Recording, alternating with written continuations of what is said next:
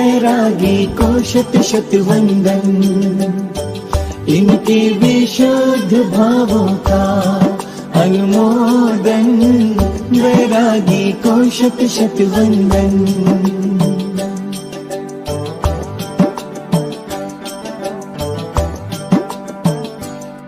माँ बाप की दुलारी, सबकी है प्राण प्यारी, संयम के पथ चली है होके वैरागन।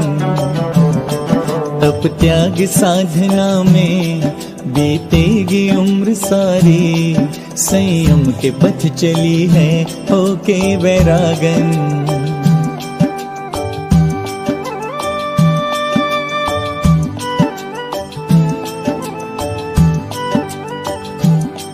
माँ बाप की दुलारी, सबकी है प्राण प्यारी, संयम के पथ चली है होके वैरागन। तप त्याग साधना में बीतेगी उम्र सारी, नए रूप में ढली है होके वैरागन। मुड़ के ना देखे संयमी, संयमी, मुड़ के ना देखे संयमी, मुड़ के ना देखे संयमी, संयमी, मुड़ के ना देखे संयमी।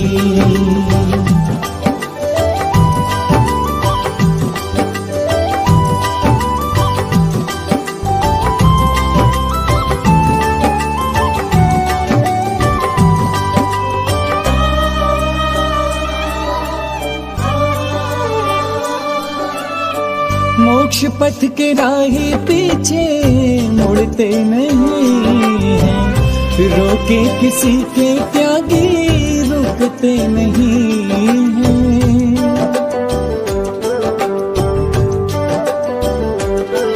हो मोक्ष पथ के राही पीछे मुड़ते नहीं हैं, रोके किसी के त्यागी रुकते नहीं हैं। तरने की आस जागी, मुक्ति की प्यास जागी, गुरु की शरण मिली है होके वैरागन।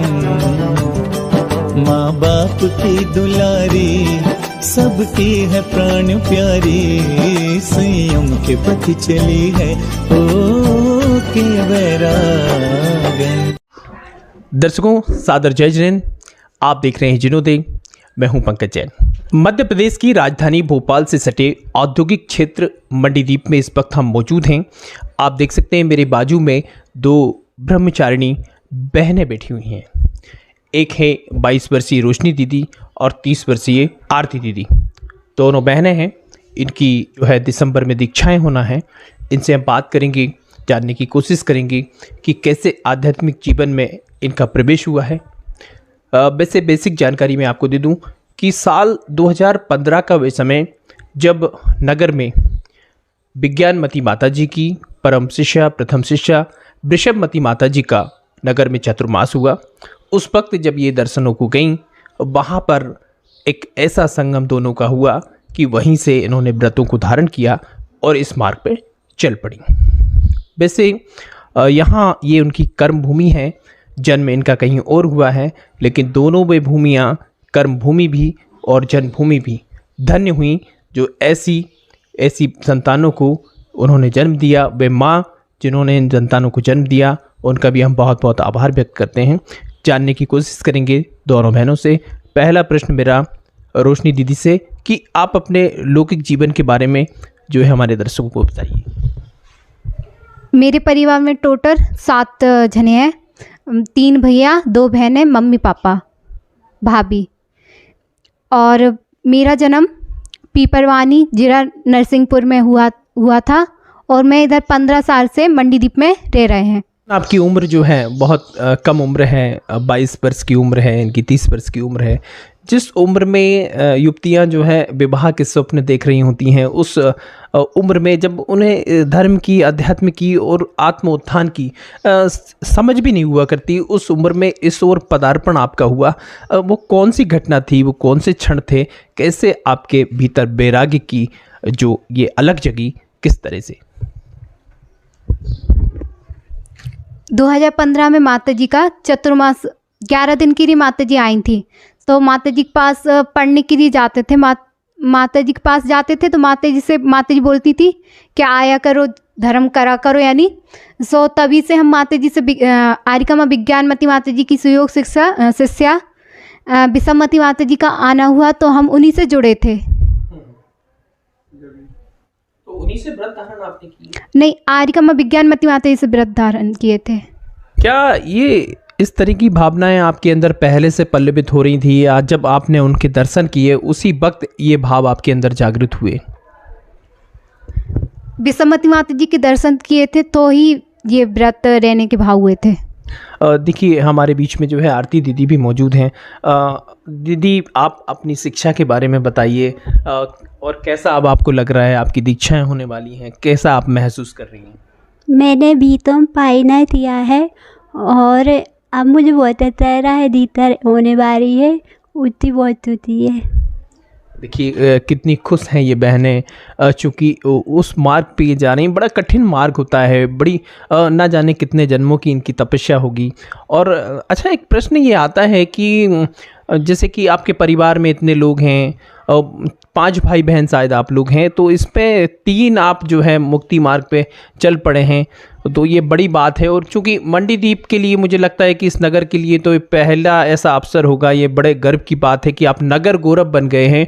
तो ये बताइए कि आप नगर वासियों ने या आपके परिवार वालों ने आपके इस संयम के मार्ग में सहयोगी बने हैं, या कभी कोई बाधक भी बना है? क्या कभी आपके माता पिता ने या आपके भाई ने या परिवार में किसी ने आपको रोकने की कोशिश नहीं की? रोकने की तो खूब कोशिश की, मगर जैसे जैसे सब कोई रोकते गए वैसे वैसे हमारा बैराग बढ़ता गया। और बैराग बढ़ता गया तो मम्मी कभी कहती थी तुम छोटी हो, कैसे जाओगी, तुमको ज़्यादा बोलती हो, यानी उधर तो चुप रहना पड़ता है, कम बोलो, अनुशासन में रहना पड़ता, उधर तो सबसे छोटी हो, तुम मस्ती भी ज़्यादा करती हो, उधर नहीं रह पाओगी। सो मैं मम्मी से हमेशा ये कहती थी, मम्मी मैं तो हमेशा रह जाऊंगी उधर। और इधर मंडीदीप के नगरवासियों ने भी यानी रोका कभी नहीं, प्रोत्साहन ही दिया। जैसे कभी माता जी के पास जाते थे तो कहते थे बेटा चलो, आप लोग भी चलो, आप भी दर्शन कर आना, यानी उन्होंने हमेशा धर्म में जोड़ा है। बहुत कम समय बचा है, 25 अक्टूबर को आपकी दीक्षाएं हो जाएंगी। इसके बाद कभी आपके इस घर में कदम नहीं पड़ेंगे, चूँकि अभी तो आप ब्रह्मचर्य अवस्था में थी, तो आना जाना आपका लगा रहता था। अब कभी इस और कदम आपके उस रूप में, घर के परिवार के सदस्य के रूप में तो कभी नहीं पड़ने वाले हैं। तो ऐसा घर से बिछो होने का कोई दर्द, या कभी ऐसा मन में आया हो, ऐसा विचार कभी नहीं आ रहा है कि नहीं यार ये हमारा कोई गलत डिसीजन था, या ऐसा नहीं करना था, या इसको लेके और उत्साह आपका बड़ा है? जब से हमारी डेट फाइनल हुई है कि हमारी दीक्षा होनी है 25 अक्टूबर को, तो ऐसा लगता है 25 अक्टूबर बहुत दूर है, जल्दी से पास में जाए और जल्दी से हम दीक्षा ले लें। हाथ में जब तक पिछी कमंडल नहीं आ रहा तो ऐसा लग रहा है जल्दी से जल्दी, हाथ ऐसा रखते सूने हैं, जल्दी से जल्दी पिछी कमंडल आ जाए हाथ में। और ऐसे कभी भाव नहीं होते, सपने में भी भाव नहीं होते कि हमको घर पे रहना है, कभी भी भाव ऐसे आते ही नहीं है मन में। देखिए कि एक वो पिछी कमंडल एक्चुअल में वो ऐसे उपकरण हैं, वो अहिंसा के उपकरण हैं, संयम के उपकरण हैं, उनको धारण करने के लिए जो दीदियों की ललक है वो काबिल तारीफ़ है, क्योंकि ये इतना आसान मार्ग नहीं है। इसको धारण करने के लिए कोई अग्रसर नहीं हो सकता इतनी आसानी से। ये तो इनके ना जाने कितने जन्मों के पुण्य रहे होंगे, अभी का पुरुषार्थ रहा होगा, और परिवार का सहयोग भी इसमें रहा होगा।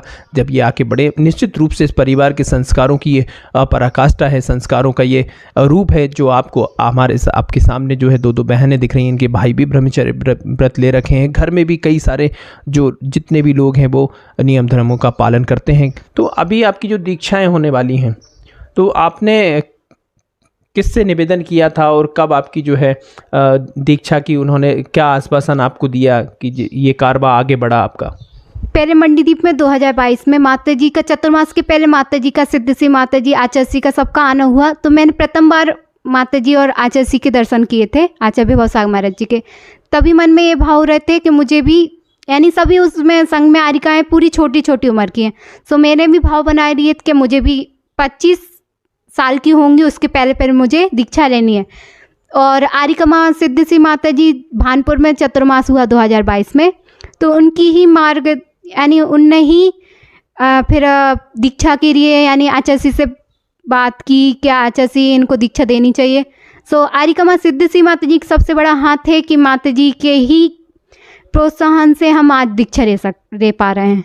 दीदी चूँकि आप जो है दीक्षाएं होने वाली हैं, समाज में कहीं ना कहीं हम देख रहे हैं कि हमारे तीर्थ क्षेत्रों पे कब्जे किए जा रहे हैं, धर्म पे संकट मंडरा रहा है। ऐसे में समाज के युवाओं को, महिलाओं को क्या आप कोई ऐसा संदेश देना चाहेंगे जो धर्म की रक्षा के लिए हो, जो धर्म की प्रभावना के लिए हो?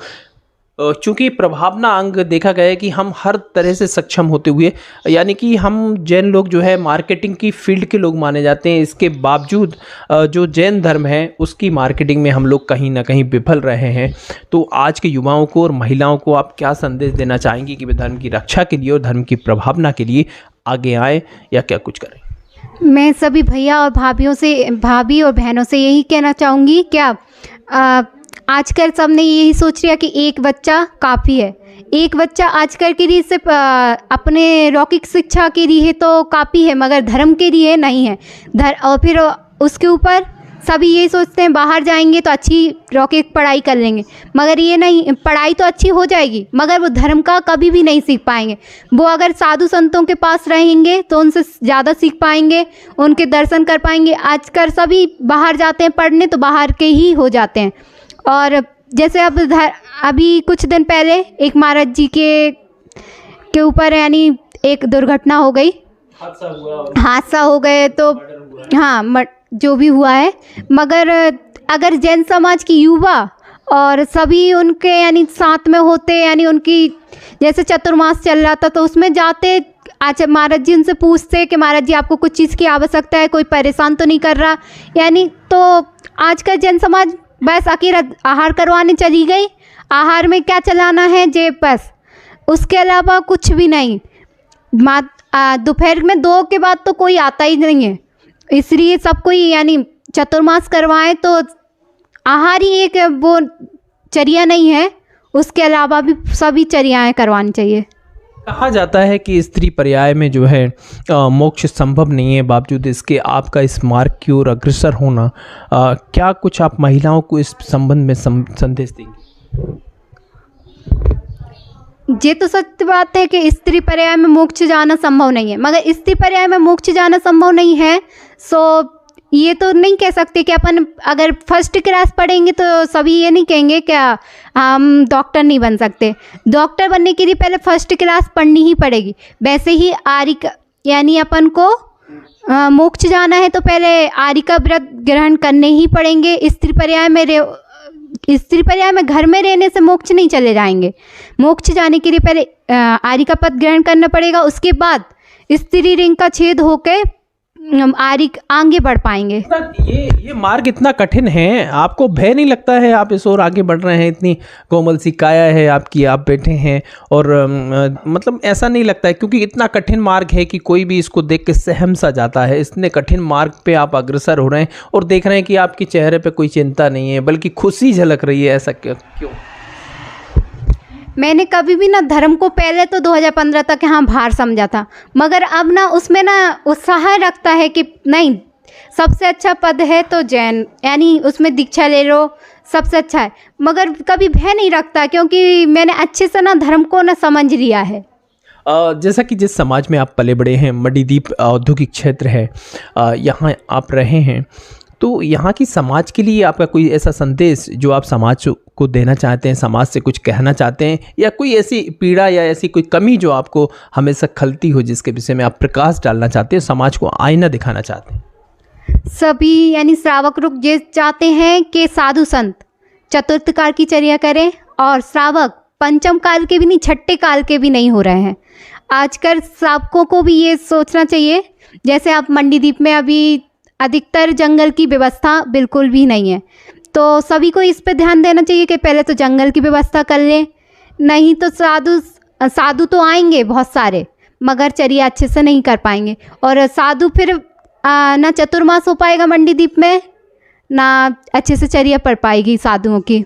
साधु नहीं रहेंगे तो समाज एक पशु के समान हो जाती है। साथियों देखिए, इतनी तेज़ यहाँ पर गर्मी है, आप इनके तप की, संयम की और त्याग का अनुमान इस बात से लगा सकते हैं। आपने मुझे देखा कि कई दफ़ा मैं अपने रुमाल को उठा के और अपने पसीने को पोंछते हुए आपको दिखाऊंगा, लेकिन आप देखिए कितनी शांत ये बैठी हुई हैं।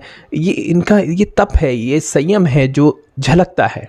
बहुत बहुत धन्यवाद। आखिरी प्रश्न हम आपसे लेंगे, चूँकि आप संयम के मार्ग पे आगे बढ़ रहे हैं, तो क्या कुछ आपका लक्ष्य होगा?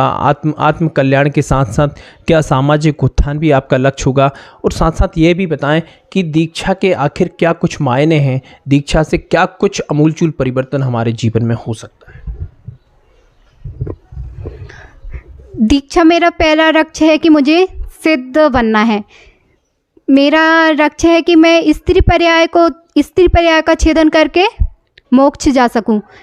अगर अपन को छत पे चढ़ना है तो पहली सीढ़ी चढ़नी पड़ेगी, वैसे ही अगर अपन को स्त्री पर्याय का छेदन करके मुनि बनना है तो सबसे पहले आर्य का पद ग्रहण करना पड़ेगा। स्त्री पर्याय में सबसे उत्कृष्ट पद है तो वो आर्य का पद है। उसको ग्रहण करने के बिना ना मुनि बन सकते हैं, ना मोक्ष जा सकते हैं। देखिए, अभी आपने दोनों दीक्षार्थी बहनों को सुना, उनकी माँ को सुना और भाई को सुना। अभी हमारे बीच में सहेलियां मौजूद हैं जो उनके साथ में पढ़ी हैं, साथ में पली बड़ी हैं। इसके अलावा हमारे साइड में जो बैठी हैं वो उनकी भाभी हैं। भाभी से हम जानने की कोशिश करेंगे। अमूमन देखिए, हमें सुनने में आता है कि नंद और भौजाई में ना बहुत नोक-झोंक चला करती है, काफ़ी तनातनी चला करती है। चूँकि अब ये दोनों बहनें तो चली जाएंगी, इनकी दीक्षाएँ हो जाएंगी, तो हम जानने की ये कोशिश करेंगे कि इनको लेकर इनके मन में खुशी है कि भाई चलो अच्छा है ये जा रही हैं, या फिर कुछ दुख है? जी। एक तरफ खुशी की बात है कि इस मार्ग पर बढ़ रही हैं, तो उनको देख के हमारे भी भाव हो रहे हैं कि हम भी उनके साथ ही अब अपना भी कल्याण करें। क्योंकि गृहस्थ जीवन में अब गृहस्थ जीवन को ग्रहण किया है, तो अब उसको भी मतलब दीदी लोगों के जैसे मार्ग को हम भी मतलब इतना नहीं कर पा रहे दीदी लोगों जैसा, तो थोड़ा बहुत करके अपना आत्म कल्याण करने की कोशिश कर रहे हैं। और मैंने भी पहले यही भावना भाई थी कि मेरी भी दीक्षा हो, लेकिन किसी कारण बस नहीं हो पाई। लेकिन मुझे इतना अच्छा घर मिला कि मेरे घर से दो बहन और एक भाई मोक्ष मार्ग में बढ़ रहे हैं। लेकिन उनके जैसे हम लोग भी, हमारा परिवार भी सभी धर्म मार्ग में आगे बढ़ते रहे। और हमारा ऐसा कुछ नहीं है, आप बोल रहे भैया, लेकिन हम लोग बहन का रिश्ता होता है, बहन और भाभी, बहन में भी होती रहती है, लेकिन ऐसा हम लोगों में कुछ नहीं हुआ। और हमारी भी यही भावना है कि हम भी मोक्ष मार्ग में आगे बढ़ते रहें। दीदी लोगों को देख के तो वैराग अभी भी जागृत हो रहा है और आगे भी होए। दीदी हम लोगों के लिए ऐसी ही दीदी हम लोगों के लिए, हमारे घर वालों के लिए और हमारे लिए प्रेरित करते रहें और धर्म मार्ग में हम लोग आगे बढ़ते रहें। ऐसी हम सबकी भावना है। बहुत बहुत धन्यवाद। देखिए कितनी बेबाक अंदाज में इन्होंने बताया कि कहीं ना कहीं देखिए, जब कोई मुक्ति मार्ग पे चलता है तो वो ना सिर्फ समाज के लिए बल्कि परिवार के लिए भी प्रेरणा का स्रोत बनता है। और आप देखिए, अभी तो दोनों दीदियों की दीक्षाएं नहीं हुई हैं, सिर्फ व्रत धारण किए हैं, लेकिन देखिए परिवार की भावनाएं देखिए, ये भी उस मार्ग पे चलने के लिए आतुर हैं। कहीं ना कहीं इनके अंदर भावनाएं। देखिए हमारे बीच में उनकी सहेलियाँ मौजूद हैं, हम इनसे जानने की कोशिश करेंगे। आप भी बचपन से रहे हैं साथ में? हाँ। दोनों रहे हैं? हाँ। ठीक है, नाम बताइए। आकांक्षा, रागिनी। आकांक्षा। दोनों ब्रह्मचारिणी बहनें जो हैं, उनकी दो बहनें हैं आकांक्षा और रागिनी। दोनों से हम जानने की कोशिश करेंगे क्या कुछ अनुभव उनके साथ में उनके रहे हैं जब उनकी, क्योंकि अब वो त्याग के मार्ग पे बढ़ चली हैं और कुछ चंद दिनों बाद जो है हमेशा के लिए गृहस्थ जीवन से को छोड़ देंगी, त्याग देंगी। तो हम इनकी सहेलियों से बात करते। कैसा लगता है जब आप इनके साथ रहे, जब आपने पढ़ा, कैसा लगा आपको अपनी सहेली के साथ में? मैंने एक बार महाराष्ट्री से सुना था, वो कहते हैं कि दोस्त जो आज की दोस्ती है वो फ्रेंड की रह चुकी है। लाइक कि उसमें हर चीज़ को वो एंड करते जाते हैं। लेकिन पहले की जो मित्रता होती थी और जो दोस्ती होती थी, उसमें दोस्त का बड़ा ही प्यारा उन्होंने मतलब बताया था कि दोस्त वो होता है जो अपने दोस्त के सारे दोषों को अस्त कर दे, वो दोस्त होता है। तो ऐसे ही प्यारी दोस्त मुझे भी बचपन में मिली, हमारी रोशनी दीदी और हमारी आरती दीदी। इनके साथ हमने छोटे में पढ़ाई करी है। जब चातुर्मास हुआ तभी साथ में हम लोग रहे माता जी के साथ। पहले मेरा इतना मतलब मैं बहुत ज़्यादा ऐसा आरिकाओं से या फिर मुनिराज से इतनी ज़्यादा नहीं जुड़ी हुई थी। दोनों बहनों के माध्यम से उनके पास गए, उनके साथ रुके, कई दीक्षाएं हमने साथ में देखी। उसी को देख करके लोग आज ऐसे आगे बढ़े हैं। इसी प्रकार से मतलब एक दोस्त जैसे हमको मिलना चाहिए वैसे मिले। एक मार्ग जो प्रशस्त हमारे लिए करता है दोस्त की, यार हमको ऐसा एक हमारा लाइफस्टाइल बनाना चाहिए, ऐसे हमें जीवन जीना चाहिए, वैसे ही एक मार्ग इन्होंने हमें दिखाया। बहुत बढ़िया बात आपने कही, अच्छी बात कही कि दोस्तों को जो अस्त कर दे वो दोस्त होता है। कितनी खूबसूरत बात देखी कही। और अच्छा, कोई ऐसा पल या ऐसा क्षण कभी आया कि तगड़ी नोक झोंक हो गई हो और मतलब गुस्सा भरा गया हो सहेली के प्रति, बिल्कुल ऐसा लगा हो नहीं अब तो मैं इससे बात नहीं करने वाली हूँ, ऐसा कुछ कभी हो जाता है ना, ऐसा कुछ हुआ कभी? ऐसी लड़ाई हम लोगों की नहीं हुई है कभी कि किसी बाहर वाले को वो पता चले। हम लोग आपस में जब माता जी के पास जाते थे तो छोटी छोटी बातों को लेकर कि नहीं आज माता जी के पास मुझे सोना है, नहीं आज माता जी के पास मुझे सोना है, ऐसे करके हम लोगों का चलता रहता था। और अगर हम लोगों की हो जाती थी कुछ, माता जी समझ जाती थी कि हाँ आज इन दोनों की कुछ ना कुछ तनमन हुई है। लेकिन वो हमारे बीच में नहीं बोलते थे। उन्हें पता है कि इनका अगर अभी हुआ है, सुबह हुआ है, शाम को देखना दोनों साथ में दौड़ कर यहीं आने वाली है, ऐसे साथ में चलता था। देखिए, आपने लौकिक लड़ाइयाँ बहुत सुनी होंगी। देखिए, आध्यात्मिक लड़ाई के बारे में अभी आपको जो है बताया गया, काफ़ी खूबसूरत। एक और रागनी जी हमारे बीच में मौजूद हैं। इससे पहले मैं एक प्रश्न और आपसे लूँगा कि चूँकि आपकी सहेलियाँ मोक्ष के मार्ग पे चल रही हैं और अब अविवाहित हैं, क्या आपके भी ऐसे भाव होते हैं या आप फिर शादी के स्वप्न सजो रही हैं? जैसे मैंने अभी आपको पहले बताया कि पहले मैं कभी आरिका के पास या मुनिराज के पास इस तरह से नहीं जुड़ी थी।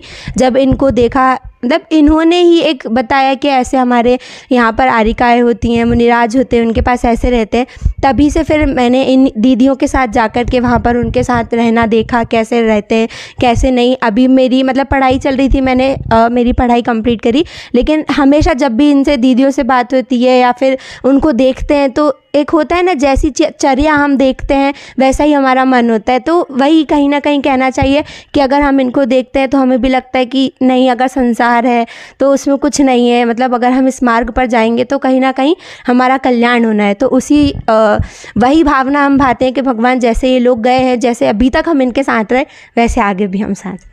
देखिए, जैसी संगत बेसी रंगत कहा जाता है। अब चूँकि अब ये त्यागी वृत्ति हैं, दीक्षाएं इनकी होने वाली हैं, पहले जब आप मिला करते थे और आज जब आप इनसे मुलाकात करते हैं तो क्या कोई परिवर्तन आपको महसूस होता है?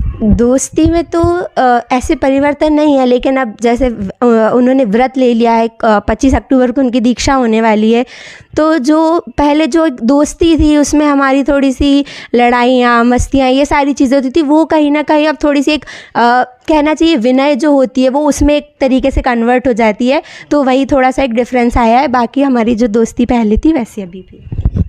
देखिए, चूँकि आपकी तपस्या का, आपकी चर्या का प्रभाव होता है, इन्होंने बताया कि इनकी दोस्ती जो है वो विनय में तब्दील हो चुकी है। बहुत अच्छी बात है। हमारे साथ में रागनी जी मौजूद हैं। चूँकि आप विवाहित हैं और आप इनकी सहेली हैं, तो अच्छा आप बताइए कि आप तो गृहस्थ जीवन में प्रवेश कर गए हैं और आपकी सहेली जो है इस मार्ग पे जा रही हैं, बड़ा भारी अंतर है दोनों में। तो आपका कोई ऐसा वाक़या जो आपको याद आ रहा हो, जो बहुत खुशनुमा लम्हा रहा हो आपकी दोस्ती के बीच का, ऐसा एक कोई वाक़या आप हमें बताइए। जी देखिए, ये तो बहुत खुशी का हर्ष है कि हमारे शहर से 2 दीदियाँ माताजी बनने जा रही हैं। लेकिन बचपन में हम लोग साथ रहे, हमारी बहन की दोस्त थे, वो लोग घर पर भी आया करती थी, तो हम लोग हमेशा यही कहते थे कि रोशनी दीदी, आरती दीदी, आप लोग कैसे क्या रहोगी, कैसे क्या करोगी, पर वो कहती थी नहीं दीदी, यही अपना मार्ग है, इसी पे चलना चाहिए। तो हमेशा वो घर पर आया करती थी, तो हंसी मजाक करते रहते थे हम लोग उनके साथ बैठकर, पर इतना ज़्यादा ऐसा नहीं मालूम था कि आगे चल के वो आरिका बन जाएंगी या कुछ, मतलब। पर ये देखकर खुशी की महसूस हो रही है हमको कि हमारे शहर से 2 गौरव मतलब ऐसे माता श्री आरिका बनने जा रही हैं। बड़ा ही खुशी का विषय है ये। आखिरी क्वेश्चन हम भाभी जी से लेंगे, चूँकि आप इनकी दीक्षाएं हो जाएंगी, इसके बाद कभी इस घर में इनके कदम उस रूप में तो नहीं पड़ेंगे। हो सकता है कभी सौभाग्य आपका रहा कि आहारचर्या के दौरान कभी पड़गहान हो जाए, ऐसा सौभाग्य आपको मिले, उस वक्त आरिका के रूप में पूजनीय बन के ये आपके घर में आएंगी, ऐसा हो सकता है। लेकिन अभी आप ये बताइए कि जब दीक्षा हो जाएंगी तो घर में इस रूप में कभी नहीं आएंगी, तो काफ़ी दुख भी आपको होगा या क्या कुछ अभी इस वक्त आपके भाव हो रहे हैं वो दर्शकों को बताइए। साथ ही साथ बाकी हमारे दर्शकों को आप क्या कुछ संदेश देना चाहेंगे? दीक्षा के उपरांत तो हमारे घर में जब माता जी लोग के चरण पड़ेंगे, मुझे गर्व से महसूस होगा कि मेरी दो ननद ब्रह्मचारिणी मतलब माता जी बन गई हैं। और ये मेरा परम सौभाग्य भी है कि मेरे घर में मेरे घर की मेरी माता जी मेरे घर में आई हैं, तो उनके लिए आहार कराने का सौभाग्य हम लोगों को प्राप्त हुआ है। ये तो परम सौभाग्य का विषय रहेगा। आपने दर्शकों अभी बहनों को सुना। अब देखिए उन दोनों ब्रह्मचारिणी बहनों के भाई हमारे बीच में मौजूद हैं, उनकी माताजी हमारे बीच में मौजूद हैं। हम इनसे भी चंद प्रश्नों के माध्यम से जानने की कोशिश करेंगे कि क्या कुछ इनका सफ़र रहा, कैसे इसकी शुरुआत हुई और क्या कुछ अब कैसा महसूस ये करते हैं। सबसे पहले हम शुरुआत करेंगे अमित भैया जी से, क्योंकि इन्होंने भी ब्रह्मचर्य व्रत ले रखा है, कई सारे व्रत ले रखे हैं और ये भी उसी मार्ग पे अग्रसर हैं। तो हम जानने की कुछ, आपकी बहनों की दीक्षाएं होने वाली हैं, कैसा महसूस कर रहे हैं आप? ये बड़े गर्व का विषय है कि हमारी दोनों बहनें आरिका दीक्षा ले रही हैं, आरिका दीक्षा ले रही हैं, जो कि आदिनाथ की परंपरा में हम लोग जैन समाज आदिनाथ की परंपरा से हैं। और उनकी दोनों बेटियों ने, ब्राह्मणी और सुंदरी ने भी ली थी दीक्षा। वो सौभाग्य हमें भी मिला है कि हमारी दोनों बहनें आरिका व्रत धारण करके मोक्ष मार्ग पर आगे बढ़ रही हैं। चलिए, चूँकि आप तो उसी मार्ग पे हैं, सामान्यतः आपको तकलीफ़ नहीं होती होगी आपको, लेकिन चूँकि माँ आपकी गृहस्थ हैं तो उनको तकलीफ़ होती होगी, क्योंकि चूँकि हमने देखा कि जिस समय केस लॉन्च हुआ 2 दिसंबर को, उस वक्त माता जी की आंखों से आंसू जो है थमने का नाम नहीं ले रहे थे। लेकिन आज की क्या स्थिति है, आज के क्या हालात हैं, ये हम बात माता जी से करते हैं। मैं चाहूँगा कि आप बताएं हमारे दर्शकों को कि कैसा आप महसूस कर रहे हैं, क्योंकि बिटियाओं की, आपकी दोनों बिटियाओं की दीक्षाएं होने वाली हैं, बड़े सौभाग्य की बात है। लेकिन चूँकि आप एक माँ हैं और माँ का जो दिल है वो जो है नवनीत की तरह होता है, बड़ा कोमल होता है, तो कितना भी हम उसे संभालें संभलता नहीं है। तो आज आप कैसा महसूस कर रही हैं, क्योंकि हम देख रहे हैं कि आपकी आँखों में अभी भी नमी बनी हुई है?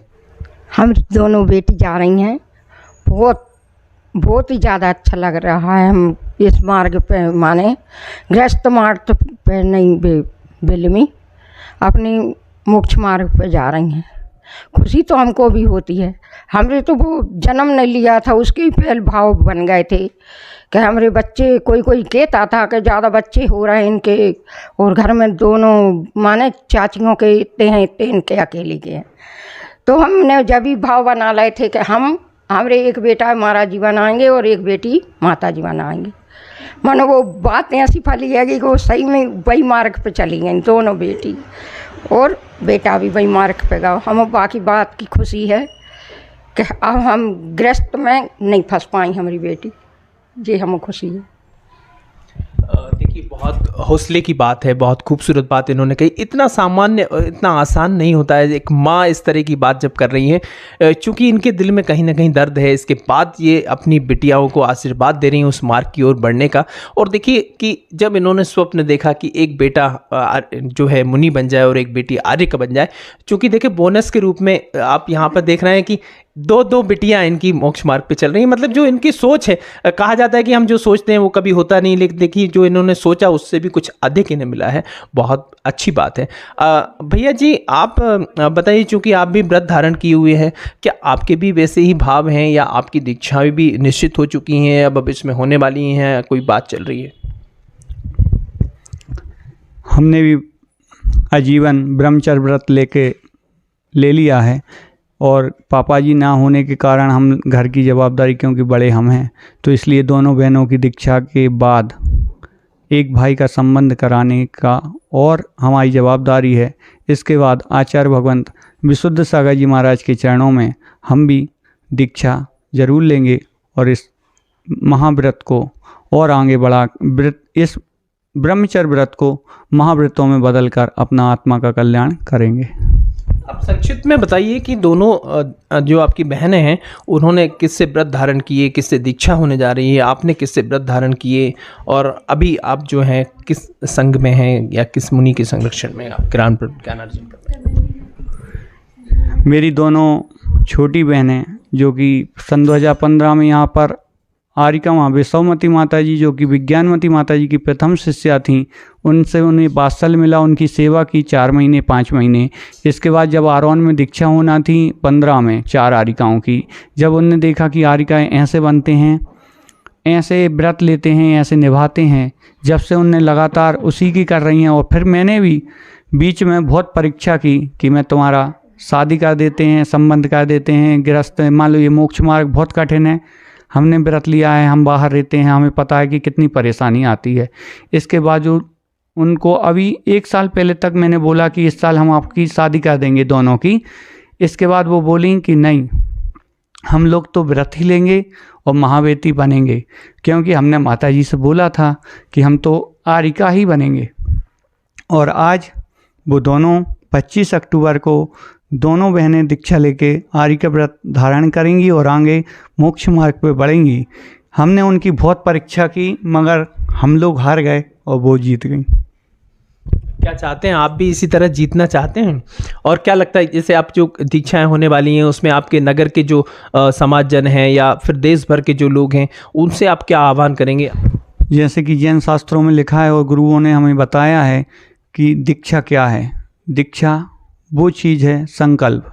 जैनेश्वरी दीक्षा कहने में बहुत साधारण शब्द लगता है, मगर निभाने में बहुत कठिन है। आखिरी समय तक दोनों बहनें अपने हाथ से आग नहीं जलाएंगी, झाड़ू नहीं लगाएंगी, पानी नहीं उठाएंगी, आहार भी अपने हाथ से नहीं ले सकती जब तक कोई श्रावक नहीं दे। रात्रि में ये लोग पाटे पे सोएंगी, सर्दी में ये लोग कुछ भी वस्त्र नहीं लेंगी ओढ़ने के लिए।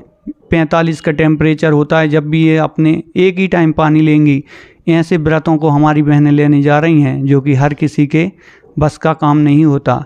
और हम एक ही बात कहेंगे कि ये अनुभव की बात है कि दीक्षा क्या होती है। जब दीक्षा की खुशी जब मन में होती है तो अच्छे से अच्छी कठिनाई भी बहुत सरल लगती है, मगर कहने के लिए दीक्षा बहुत कठिन होती है। जिस मार्ग पे अपन चलते हैं वो मार्ग बहुत सरल लगता है। इसलिए हम तो ये कहेंगे कि अभी तो कुछ नहीं, आने वाले 25 अक्टूबर को जो भी दीक्षा का महत्व देखना चाहते हैं वो 22 तारीख से छिंदवाड़ा के गुलावरा नगर में आचार्य भगवंत वैभव सागर जी के कर कमलों से दोनों बहनों की दीक्षा होना है। वहाँ का राजपाट देखें, वहाँ का वैराग्य देखें। वहाँ पर 6 दीक्षा हो रही हैं जो कि 17 साल के प्रिंस भैया और 19 साल के संयम भैया दोनों बहनें और 2 बुजुर्ग जो कि 77 साल और 62 साल के हैं, उनका उत्साह देख के आपको लगेगा कि दीक्षा क्या होती है। हम आपसे आह्वान करते हैं कि आप जो भी हैं, जहाँ भी हमें सुन रहे हैं, सबसे निवेदन है कि आगामी 25 अक्टूबर को दशहरे के एक दिन बाद छिंदवाड़ा नगर में दोनों बहनों की ऐसी 6 दीक्षाएं होने जा रही हैं। आप सभी पधार कर वो दीक्षा का आनंद लें कि दीक्षा होती क्या है। एक और संयोग की बात है, चूँकि जहाँ तक मेरी जानकारी में है आप एक कपड़ा व्यापारी हैं, और एक कपड़ा व्यापारी होते हुए आप उस मार्ग पे जा रहे हैं जहाँ पर उन वस्त्रों की आवश्यकता नहीं होती है, ऐसा क्यों? यानी कि दुनिया को कपड़े पहनाने वाला व्यक्ति उन वस्त्र कपड़ों को त्यागने की जो मार्ग है, जो अध्यात्म का मार्ग है, जो दीक्षा का मार्ग है, उसकी ओर बढ़ रहा है, ऐसा क्या हुआ? जैन संत बनना बड़े सौभाग्य की बात है। और इस पंचम काल में जहाँ मुनियों की हत्या की जा रही है, इसके बाद भी हम लोगों का दीक्षा लेने का विचार बहुत प्रबल है।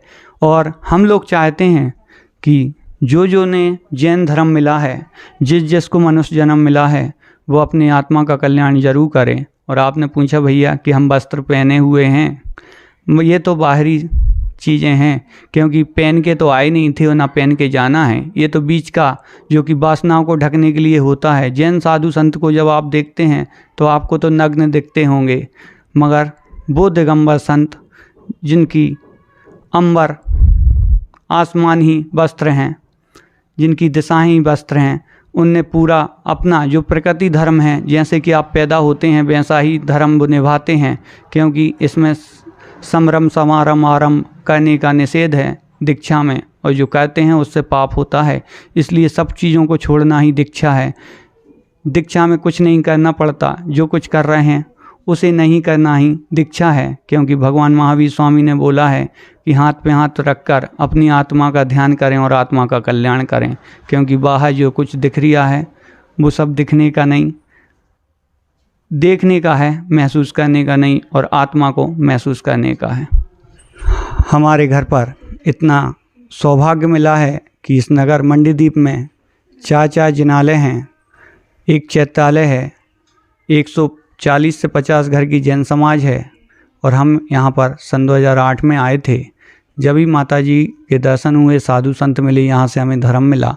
आज वो शुभ अवसर आ गया है कि आगामी अक्टूबर माह की 25 तारीख को तो छिंदवाड़ा में आचार्य भगवंत विभव सागर जी के कर कमलों से इनकी दीक्षा होगी, मगर घर की विदाई आने वाले अक्टूबर माह के पहले सप्ताह में 2 दिवसीय भव्य महामहोत्सव रखेंगे, जो कि महावीर मंदिर से बिनौली होगी, जो कि जुलूस के रूप में, प्रभावना के रूप में चलेगी। यहाँ पर हमारे घर से इनकी विदाई पहले दिन शांतिनाथ विधान, मेहंदी, हल्दी, चीकट जो भी होता है शादी के रूप में, वो सब कुछ करके हम यहाँ से इन दोनों बहनों की विदाई करेंगे। इसलिए हम निवेदन करते हैं कि जो इस वीडियो को देख रहे हैं, जो भी मंडीदीप निवासी हैं, जो भी भोजपुर विधानसभा के निवासी हैं, उन सब से निवेदन है कि आगामी जो कार्यक्रम हम लोगों ने रखा है उसमें आप पधार कर धर्म लाभ लेवें। हमारा निवेदन है कि सब पधारें। जय जिनेंद्र। बहुत बहुत धन्यवाद आपका। बड़े बेबाक अंदाज में आपने अपने अध्यात्म के मार्ग को जो है हमारे दर्शकों से साझा किया है। हम बहुत बहुत अनुमोदना करते हैं, बहुत बहुत प्रभु से कामना करते हैं कि शीघ्र आपको भी और आपकी भी दीक्षा हो, आप भी उसी मार्ग पे आगे बढ़े। बहुत बहुत धन्यवाद।